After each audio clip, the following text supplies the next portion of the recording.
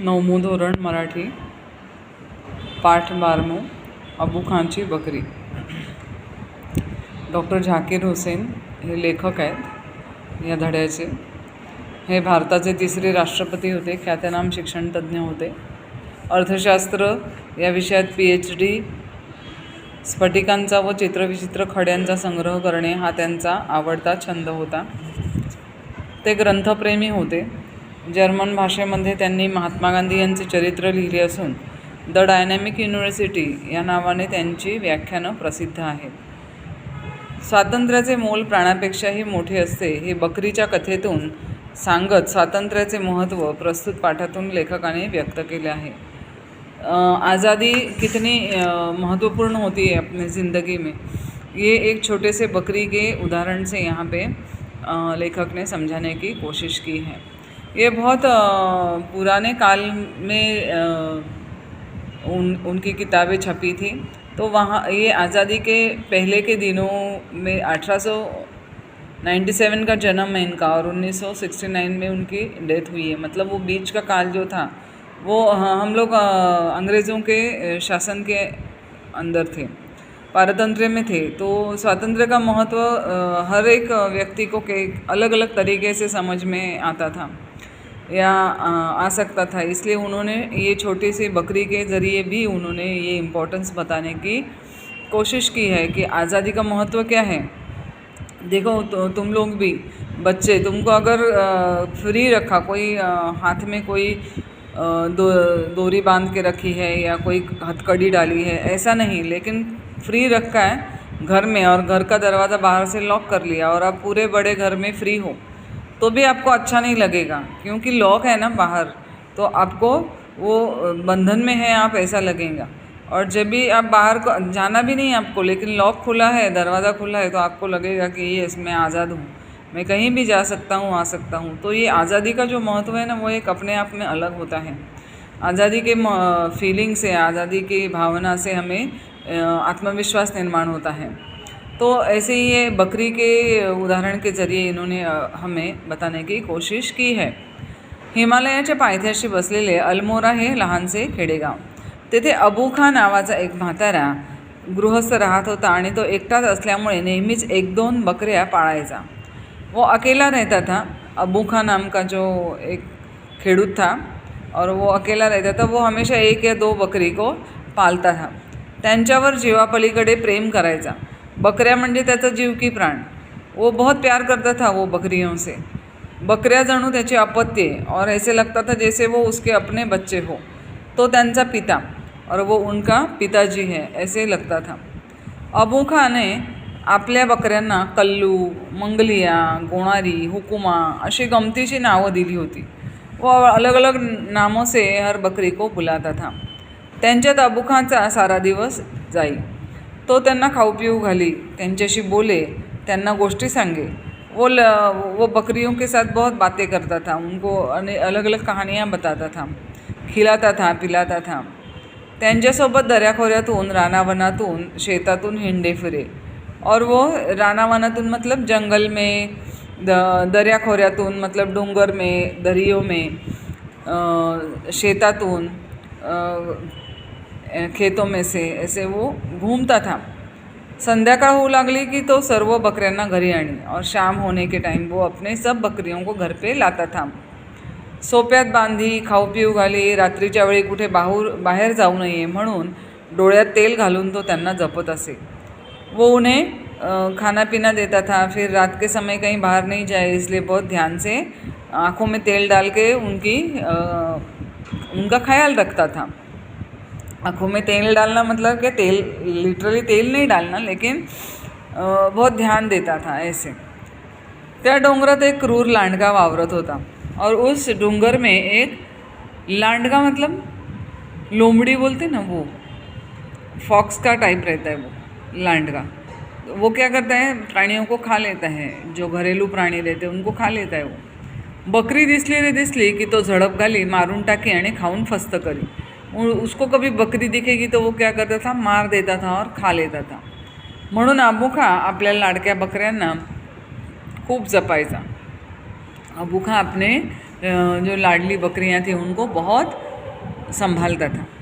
अबू खाने कितीही चांगले खाऊ पिऊ घातले, जीव लावला, काळजी घेतली तरी बकऱ्या मात्र संधी मिळेल तेव्हा डोंगरावर चरायला जात. उनको जब जब समय ऐसे मिलता था, वो देखते थे कि अबू खा का ध्यान नहीं है, तभी वो भाग जाती थी. और कहाँ जाती थी? डूंगर के ऊपर चरने मतलब क्या? खाने के लिए. वो हरी हरी घास की पत्तियाँ खाने को उनको मज़ा आता था. अबू खाची उत्तम बडदास्त किंवा लांडग्यांचे भय त्यांना डोंगरात चरायला जाण्यापासून कधीही परावृत्त करू शकले नाही. अबू खाची उत्तम बर्दाश्त.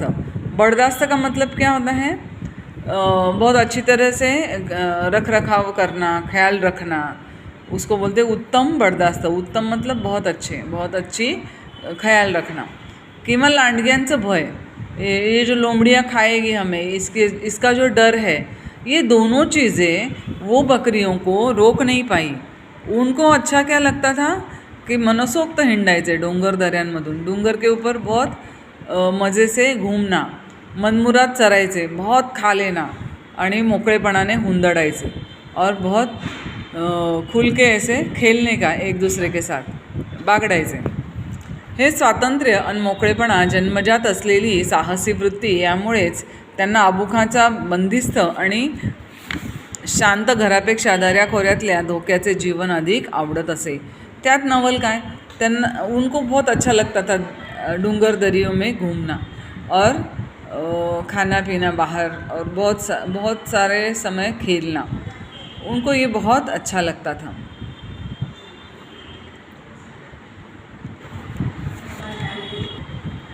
अबू खाला मात्र त्यांचे नवल वाटायचे, दुःख सलायचे. त्याला बकऱ्यांच्या वागण्याचे कोडे उलगडायचे नाही. उसको बहुत नवल लगता था. नवल मतलब उनको बहुत आश्चर्य होता था कि ये ऐसा क्यों करती है, मैं इनको अच्छा अच्छा खाना देता हूँ, इनका इतना ख्याल रखता हूँ, तो भी ये मुझे छोड़ के चली जाती है. तो उसको बहुत दुःख हो जाता था. मी एवढे हिरवे हिरवे लुसलुशीत गवत देतो, शेतातले धान्य देतो, घरी दाणापाणी करतो, एवढं करूनही माझ्याजवळ तर राहत नाहीत, डोंगरात जातात, लांडग्यांची शिकार होतात, जीव गमावून बसतात. अबू खा मनातल्या मनात हळहळायचा आणि त्याचे डोळे ओलेचिंब व्हायचे. उसको बहुत बुरा लगता था और उसके आंखें भीग जाती थी. उसको रोना आता था कि अरे ये मुझे छोड़ के चली जाती है बकरियाँ. शेवटी त्याने ठरवलं की यापुढे बकरी पाळायची नाही.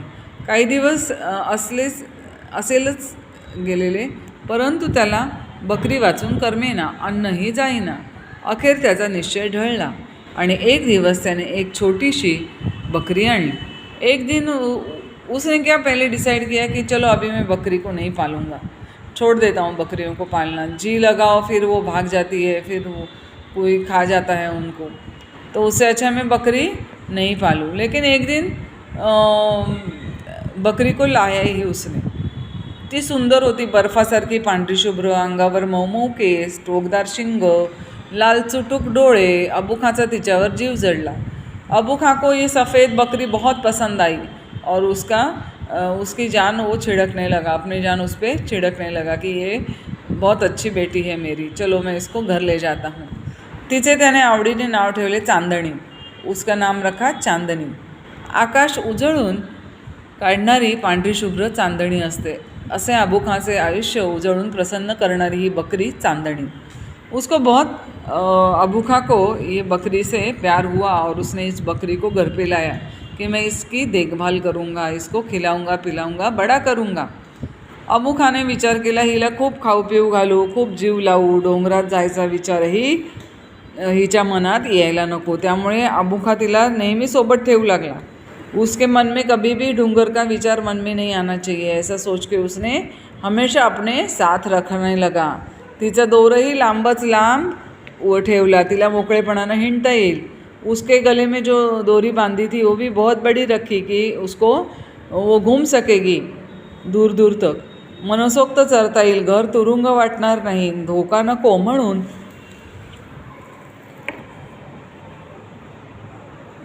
घराभोवती चांगले मजबूत बांबूचे कुंपणही घालून घेतले. उसने क्या किया, उस बकरी का ख्याल रखने के लिए अपने घर के आजू बाजू में कुंपण टाकले. बांबूचे कुंपण मतलब बाउंड्री डाल दी कि भाई इसको अभी लांग के ये नहीं जाएगी। चांदणी ही तिथे रमली। चांदणी को भी बहुत अच्छा लगने लगा। अबू खाँलाही आपले प्रयत्न सफल झाल्याचे समाधान मिळाले। अबू खाँ को भी बहुत अच्छा लगा कि चलो मैं इतना प्रयत्न कर रहा हूँ एक बकरी को रखने का, तो वो रह रही अच्छी तरह से। त्याला वाटले चांदणी आता आपल्याला कधीच सोडून जाणार नहीं, ती इथे रमली। और उसको ऐसे लगा कि अभी चांदनी कभी मुझे छोड़ के नहीं जाएगी, इसका तो यहाँ पे दिल लग गया। एकदा चांदणीने समोर बघितले, वा पर्वताची शिखरं किती सुंदर, तिने जाऊन उड्या मारण्यात नाचण्यात काय गंमत असेल। छे छे, आपण काय बंधनात पडलो, 4 भिंतींचा तुरुंग, दोराचे बंधन, केवढे हे दुर्दैव। एक बार चांदनी ने खिड़की में से झांक कर सामने देखा, तो वहाँ पे देखा उसने इतनी सुंदर सुंदर पर्वतों के शिखर है। वाह वाह वाह, मैं वहाँ पे जाके कूदी मारूंगी। उड़िया मारने मतलब क्या, कूदी मारूंगी, और मैं वहाँ पे नाचूंगी।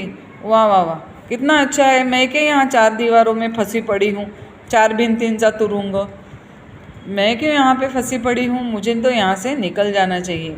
आपल्याला डोंगरच हवा, मुक्त हवा हवी, मनसोक्त हुंदडायला हवे।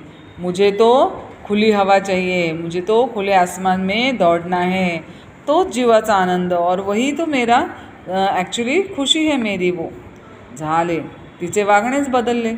अभी उसके दिल में ये ख्याल आने लगा बार बार कि मैं बाहर जाऊं। अबू खाँचे गवत आवडेनासे झाले, त्याच्या हातच्या पाण्याचा गोडवा हरवला, त्याच्या गोष्टीत मन रमेना, ती सारखी डोंगराकडे बघत बसे। उसको कहीं भी घर में दिल नहीं लगता था, तो वो बार बार उस डोंगर की तरफ देखने लगी। तिचं दुःख अबू खाँला जाणवलं। उसको अबू खाँ को उसका दुख पता चला कि अरे इसको तो वहाँ डोंगर पे जाना है, लेकिन मुझे तो नहीं छोड़ना है। तो तिची अधिकाधिक काळजी घेऊ लागला। वो इतनी चिंता करने लगा, उसको बर्दाश्त ठेवू लागला, वो उसका ख्याल रखने लगा। अबू खाँने लांडग्यांचे भय दाखवले, तेव्हा चांदणीने आपली दोन्ही शिंगे दाखवली, जणू ती सांगत होती की या शिंगांनी मी त्याचा मुकाबला करेन, लढत देईल। जब भी वो उसको बताता था कि वहाँ पे वो लोमड़ी आएगी, तो वो उसने अपने सिंगड़े दिखाए कि मैं इस सिंगों से उसको मारूंगी। तिचा निर्धार अबू खाँने ओळखला। त्याने तिला लांडग्यांचा धाक दाखवला, त्याने मारलेल्या बकऱ्यांच्या कथा ऐकवल्या, ती सुरक्षित राहावी म्हणून तिला खोलीत कोंडून कुलूप घातले। हे करताना खिडकीकडे त्याचे लक्ष राहिले नाही। चांदणी त्याच खिडकीतून उडी मारून आपले सारे बळ घेऊन उठून पळाली। उसने उसको रूम में बंद कर दिया, उस बकरी को, अबू खाँ, लेकिन उसका ध्यान खिड़की की तरफ नहीं गया। उसने खिड़की बंद ही नहीं की, तो एक खुली खिड़की मिली, तो बकरी वहाँ से कूद पड़ी और बाहर निकल गई। डोंगर जणू दोन्ही हात पसरून तिचे स्वागत करत होता। मोकळा थंडगार वारा तिला कुरवाळत होता। इथे 4 भिंती नाहीत, कुंपण नाही, दोराचे बंधन नाही, नजरेचा पहारा नाही, सारे कसे मुक्त मोकळे। उसको लगा कि कितना अच्छा मैं आ गई यहाँ पे, अभी इस पे मेरे पे कोई बंधन नहीं है, सब कैसे मुक्त और मोकळे, मोकळे मतलब खुला खुला।